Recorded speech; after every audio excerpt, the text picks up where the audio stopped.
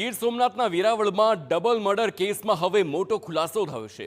Silent કિલરે anaesthesia અને મોર્ફિનથી હત્યા કર્યો હોય તે પ્રકારનો ખુલાસો થયો છે।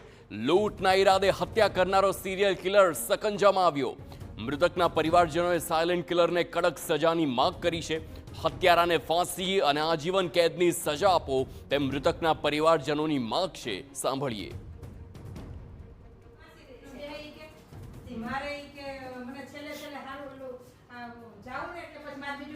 फांसी ने सजा अक्रम आखे सजा ये देवानी आज मारा दीकराનું કર્યું કાઈ ઓલી બાઈનું કર્યું હવે એને છોડશો તો બીજાનું કરશે મરી ગયા ને એ ધંધો છે હવે સમજા એટલે એને फांसीની સજા દેવાની।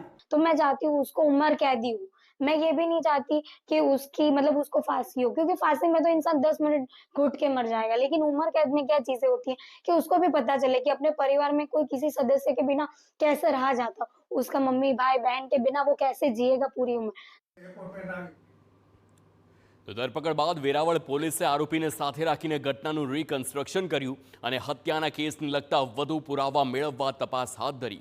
મહત્વનું છે કે આરોપીએ એક બાદ એક એમ ડબલ મર્ડરને અંજામ આપ્યો। તપાસમાં ખુલાસો થયો કે શ્યામ ચૌહાણે એનેસ્થેસિયાનો ઓવરડોઝ આપી પહેલા હત્યા કરી અને ત્યારબાદ મોર્ફિનથી અન્ય એક હત્યાને અંજામ આપ્યો, જે વ્યક્તિ ખુદ તેનો મિત્ર હતો।